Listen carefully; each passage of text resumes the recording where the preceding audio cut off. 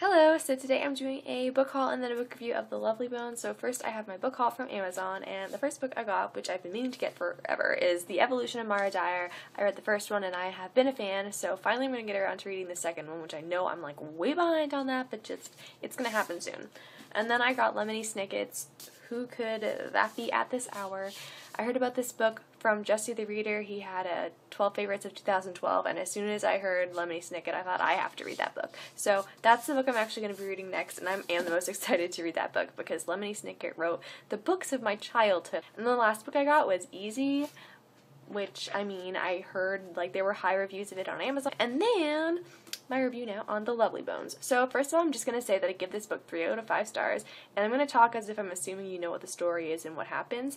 But Susie is a 14-year-old, or she's 13-year-old girl, and she's murdered by George Harvey, who is their kind of weird neighbor. And the father kind of picks up that George Harvey is the one who murdered his daughter, but no one believes him besides his living daughter, Lindsay. And you know, they try to convince people that George Harvey is the murderer, but no one believes them. So then George Harvey just skips town. He just takes right on out. He's like, bye.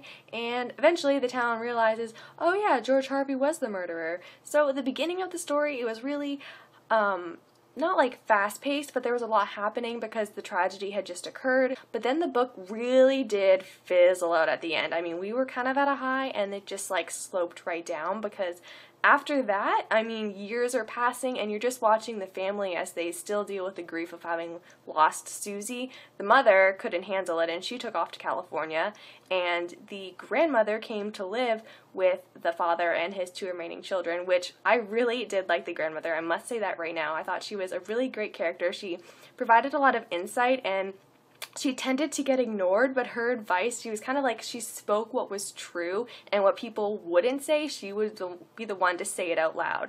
Overall, though, I didn't really care about anything that was happening. I didn't care if George Harvey got found at the end, and about the ending, I just have to say, George Harvey, there's this poetic justice with his ending, but it's not the resolution I would have liked. There wasn't any type of conflict, there was no fight.